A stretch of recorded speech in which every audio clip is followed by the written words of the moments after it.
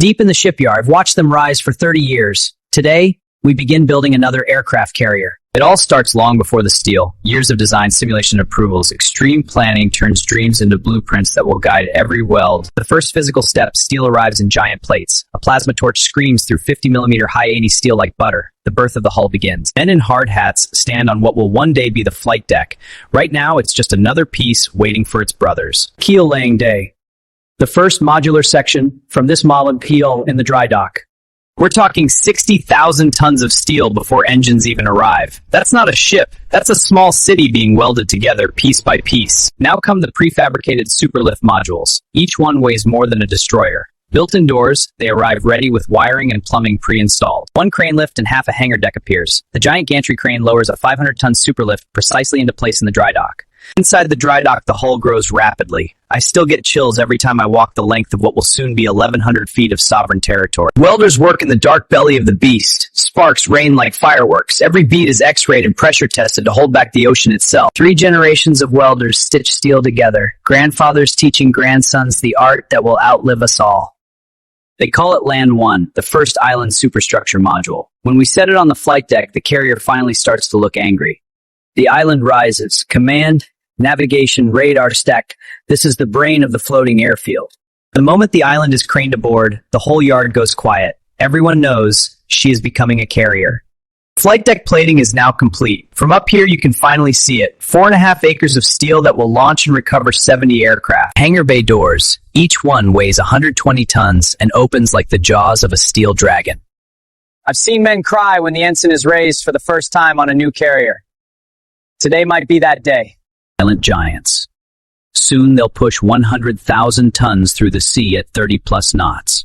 Catapult machinery is going in now. 4 electromagnetic cats that will hurl 80,000-pound jets into the sky in under 3 seconds. Wiring begins. Miles and miles of it. Enough cable to stretch from New York to Washington twice. Reactors go critical for the first time. 2 nuclear hearts beating inside 3-inch steel shielding. Power for a small city forever. Close-in weapon systems are bolted on. Phalanx, CWAS, CRAM, ESSM, last line of defense when the missiles get too close. Radar arrays start spinning up. Spy 6, it can track a baseball from 200 miles away. I believe them.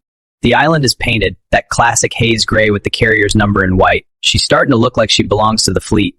And 1,000,000 man-hours later, she breathes. Pumps hum, lights glow, radars sweep. Alive. Every weld, every plate, every mile of cable. Also, a pilot 200 miles away can come home tonight. She's not just a warship. She's 5,000 homes, a hospital, an airport, a city that moves at 30 knots. Final flooding of the dry dock. Water rises slowly, deliberately. The blocks are pulled. She floats for the first time. Christening day, champagne bottle shatters. I've seen bottles bounce. Never this one. She wanted to be here. Sea trials begin. First time under her own power. 32 knots feels like standing still when you've lived with the blueprints for 6 years. Flight deck crew are already practicing yellow shirt signals. Muscle memory before there's even an aircraft aboard. First aircraft trap. An FA-18 screams down the glide slope. Wire number 3 catches. The whole ship shudders and smiles. When the catapults fire for the first time, you feel it in your teeth. That's the sound of power projection. I remember the empty dry dock. Now it's hard to believe something this massive came from that hole in the ground. The last time I stood on an empty flight deck like this, it was still just steel. Now it's home to 70 warplanes. Nuclear power means she never needs to refuel. She can stay out there as long as the food holds. I've seen men cry when the ensign is raised for the first time on a new carrier. Today is that day. She'll carry the name of a president, a battle, a hero. But right now she's just ours, the shipyard's child. Every system tested, every valve turned, every alarm silenced. She's ready to meet the ocean. I've seen destroyers, cruisers, submarines. Nothing compares to watching a supercarrier come alive. From keel to commissioning, 2,000 miles of piping, 3,000 miles of cable, there she goes, underway for the first time. 100,000 diplomacy, deterrence.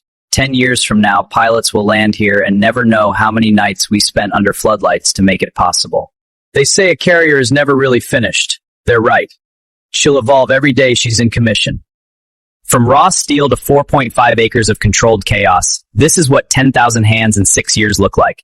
Look at her now, 1,106 feet of American steel staring down the horizon like she owns it. They built cathedrals in centuries past. We build carriers in less than a decade.